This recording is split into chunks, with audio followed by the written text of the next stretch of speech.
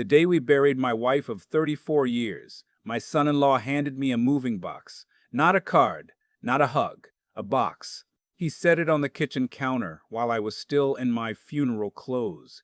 The navy blazer Margaret had picked out for me 2 Christmases ago. The one she said made me look distinguished. I hadn't even taken off my tie. The dirt from the cemetery was still on my shoes. "We need the room," he said. He didn't look at me when he said it. He was checking something on his phone. My daughter was standing behind him near the doorway to the living room. She didn't say anything. She was looking at the floor. I'm 63 years old. I spent 31 of those years as a building contractor in Western Pennsylvania. I built things with my hands. I coached Little League. I drove my daughter to every gymnastics meet from the time she was 7 until she quit at 15. I taught her to drive a stick shift in the parking lot of the Kmart on Route 30. I walked her down the aisle at her wedding 6 years ago, and I cried, actually cried, in front of 200 people because I was so proud of her. And on the same day we put her mother in the ground, her husband handed me a cardboard box and told me they needed the room. I stood there in that kitchen for a long moment. I could hear the refrigerator humming. I could hear a lawnmower somewhere down the street, some neighbor who apparently had things to do, a normal Tuesday to get back to. "How long?" I finally asked. He said, "End of the week would be great. I want you to understand something. This wasn't my house, I know that. Margaret and I had our own place on Birchwood Drive for 28 years. We raised our daughter there. We planted a maple tree in the backyard the year she started kindergarten. And by the time she graduated high school, it was taller than the roofline. That house was ours. But 2 years ago, Margaret got sick. Not the slow kind of sick where you have time to adjust. The fast kind. Ovarian cancer, stage 3, discovered almost by accident during a routine scan. Suddenly everything was doctors and treatment schedules and insurance calls, and I couldn't manage the house and her care at the same time. My daughter suggested we sell Birchwood and move in with them. They had the space. The guest suite on the first floor was perfect for Margaret when she got to the point where stairs were difficult. So we sold our home of 28 years. We packed up the maple tree memories and the 31 years of a life we built together, and we moved into my daughter's guest suite. And then Margaret spent 18 months fighting as hard as a person can fight. And then she died on a Wednesday morning in April. And by the following Tuesday, my son-in-law was handing me a moving box and telling me end of the week would be great. I took the box. I didn't say anything else. I went to the guest suite and I sat on the edge of the bed and I looked at the walls for a while. Margaret had put up a small framed print in there, a watercolor of the Maine coast, the kind of thing she loved. She'd grown up in coastal Massachusetts, and she never quite got over her love of the ocean. That print was still on the wall. I stared at it for a long time. Then I started packing. I stayed in a Motel 6 off the interstate for 11 days, $47 a night.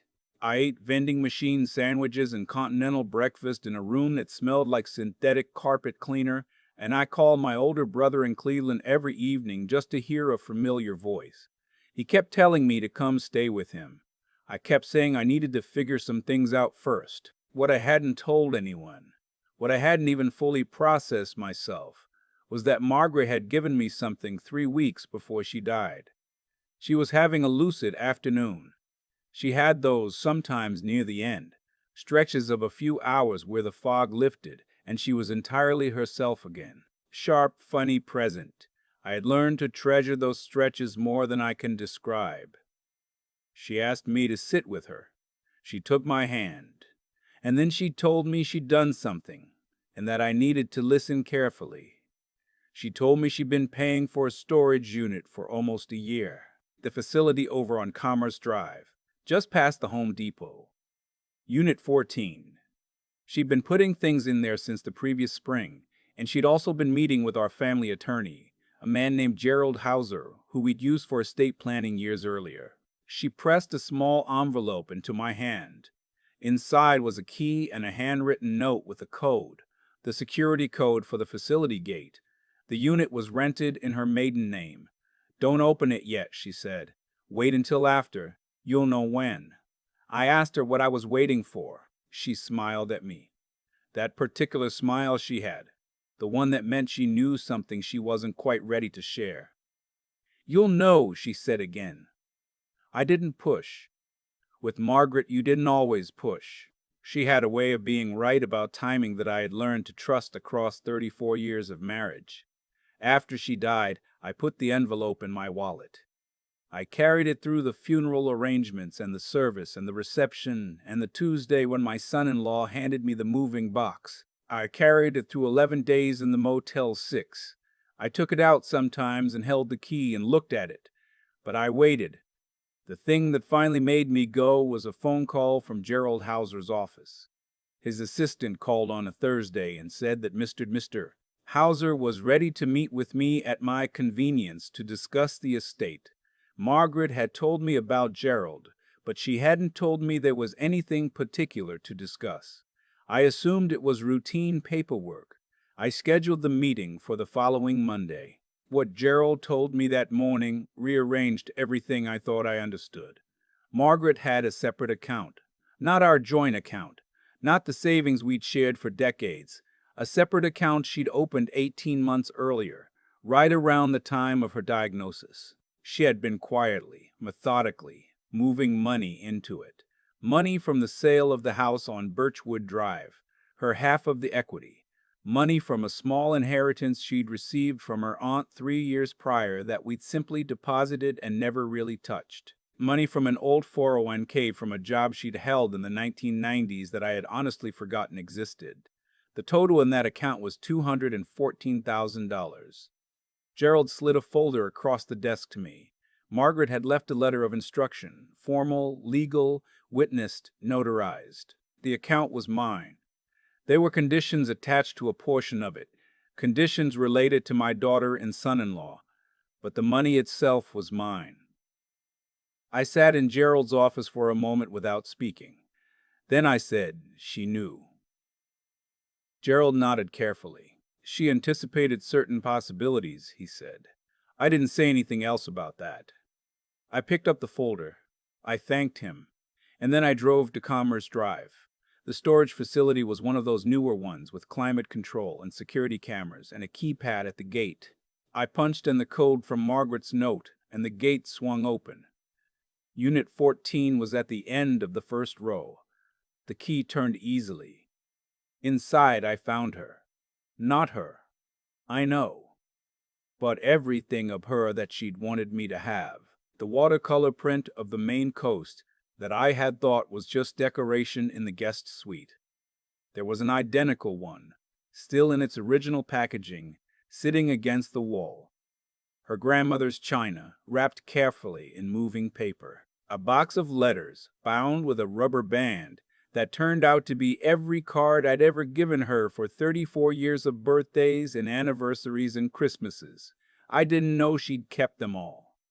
There was also a laptop. It was her old one, the one she'd stopped using when we got her the tablet, for easier browsing during treatment. I didn't know she still had it. I opened it and it powered on. She'd left it charged. On the desktop, there was a single folder labeled with my name. Inside were 31 video files. I sat down on the storage unit floor. There was no chair, just the concrete and the stacked boxes. And I opened the first one. She was at the kitchen table. Our old kitchen, on Birchwood Drive. This must have been before we sold the house. She looked tired, but she was smiling. And when she started talking, it was in that direct, even voice she used when she was being serious about something. "Hi, sweetheart," she said. "If you're watching this, things have probably gone the way I was afraid they might. I'm sorry about that. I want to start by telling you that none of what happened is your fault, and I need you to really hear that." I had to stop the video. I sat there on the concrete floor of the storage unit, and I pressed my hands against my knees, and I breathed. Then I started it again. Margaret had been watching things unfold for longer than I realized. She had noticed things I hadn't noticed or hadn't let myself notice. The way you sometimes don't let yourself see what's right in front of you, because seeing it would require you to do something about it. She'd noticed how our son-in-law spoke to my daughter when he thought no one was paying attention. She'd noticed certain financial questions he'd started asking during her illness. Questions about assets, about what would transfer and what wouldn't, about the timeline of certain accounts. She'd noticed the way the conversation shifted every time she tried to talk to our daughter privately. She had not confronted any of this directly. That was not Margaret's way. She had done something smarter. She had documented it. The videos were partly personal messages to me. She wanted me to know things she hadn't been able to say out loud. That she loved me. That she was proud of who I was. That she wanted me to travel to Maine like we'd always talked about, and not feel guilty about enjoying life. But interwoven through those personal messages was specific, clear, detailed accounts of conversations she'd witnessed. Times and dates she'd written down in a notebook, which was also in the storage unit, also left for me. Financial questions our son-in-law had asked, and how he'd asked them. A conversation she'd overheard between him and my daughter about what would happen to the money from the house once she was gone. She had also put copies of documents in the storage unit. Bank statements, insurance correspondence, the original purchase agreement from the Birchwood house with both our names on it, the inheritance paperwork from her aunt, everything Gerald Hauser had needed to help her establish the separate account and make it bulletproof. She had done all of this while she was dying. I watched videos for 4 hours that first day. I had to stop 3 times and just sit with my hands over my face. Not from grief exactly, or not only grief, from the overwhelming reality of who this woman was, from the staggering, humbling knowledge that even in the last months of her life, while she was in pain and frightened and navigating things no one should have to navigate, she was still thinking about me, still protecting me, still 3 moves ahead. The 31st video was the hardest. She looked thinner in it. It was clearly later in her illness. She was in the guest suite at my daughter's house, sitting by the window, and the light was coming in soft and gray, a winter afternoon. "I need to tell you something that's going to be difficult to hear," she said, "and I need to ask you to be patient with our daughter, even knowing what you know. She isn't a bad person. I believe that completely, but she's been with someone who has slowly, consistently convinced her that his interests and her interests are the same thing. That kind of influence is hard to see from the inside. I've watched it happen and I couldn't stop it." She paused. She looked out the window for a moment. "I think she'll find her way back to you," she said. "I think she loves you. I think she's lost right now.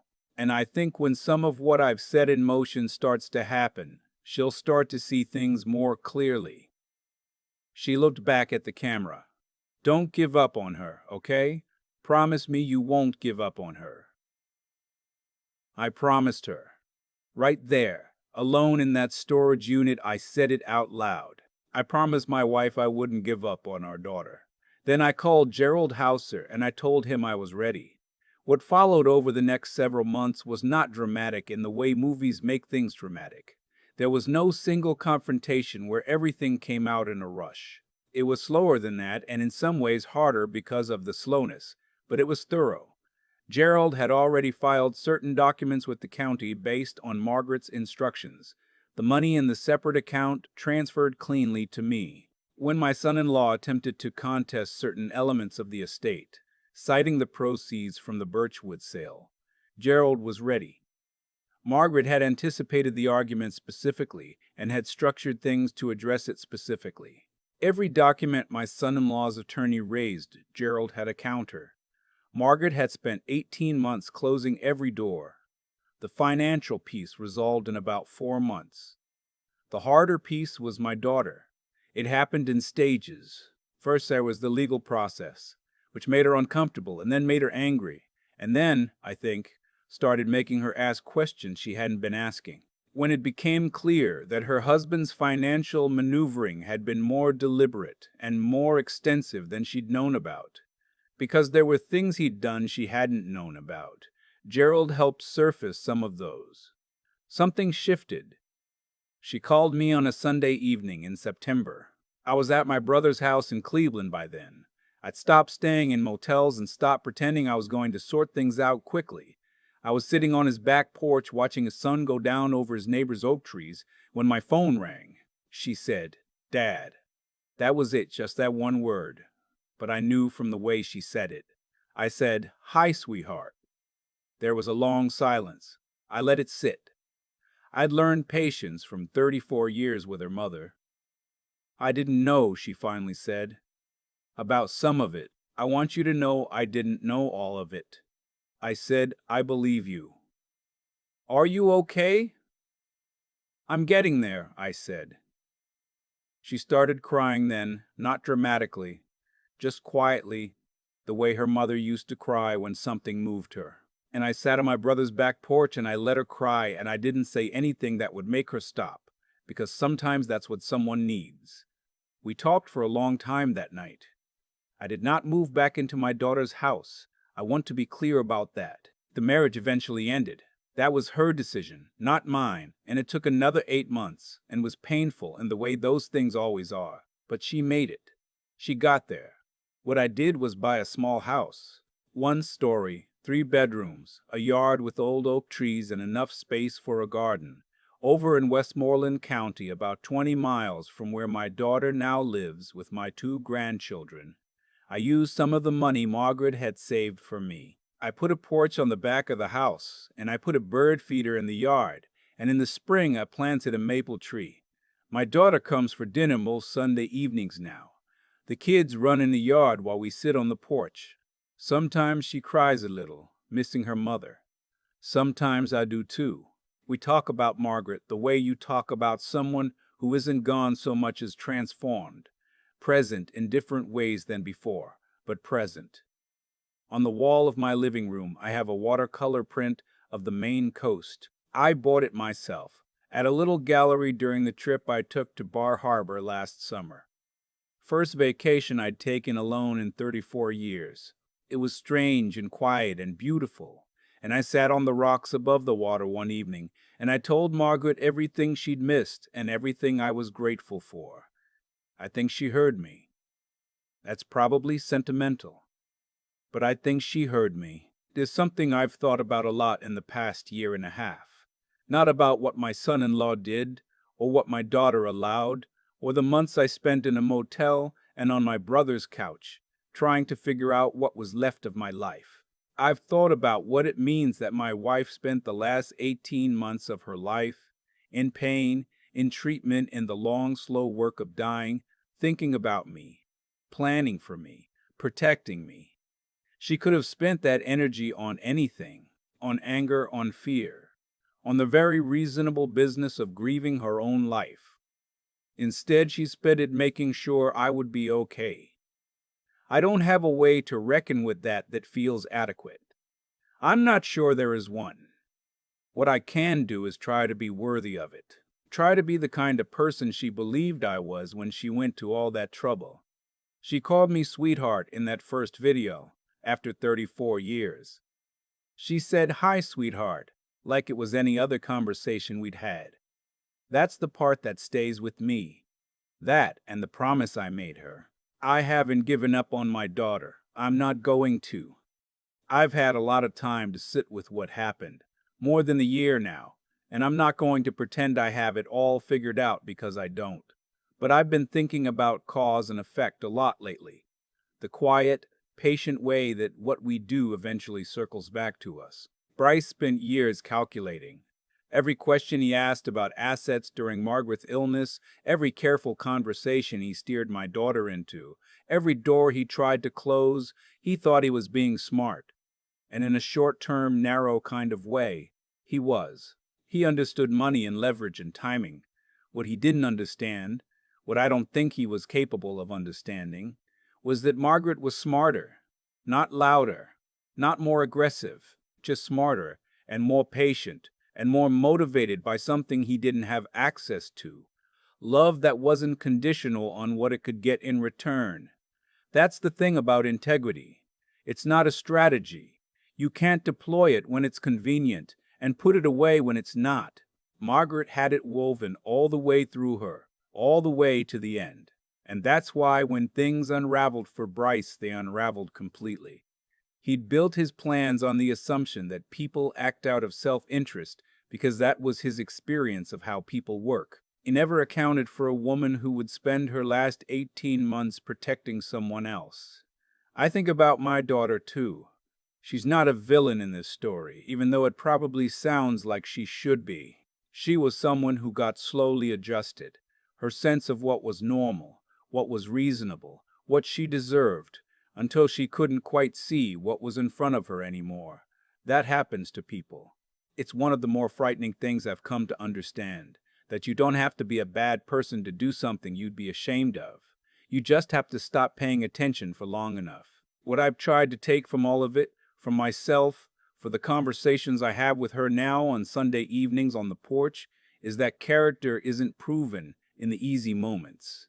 It's proven in the Tuesday after the funeral, when someone hands you a cardboard box. It's proven in what you do when you're 63 years old and sleeping in a motel that smells like synthetic carpet cleaner, and you have every reason to be bitter and closed off. I could have been bitter.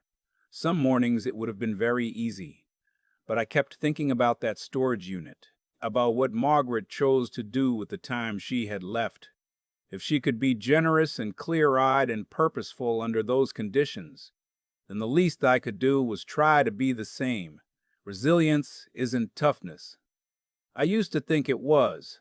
I thought resilience meant not breaking.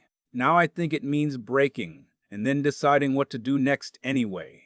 It means sitting on a concrete floor, watching videos of your wife, and then getting up, driving back to the motel, and calling your attorney in the morning.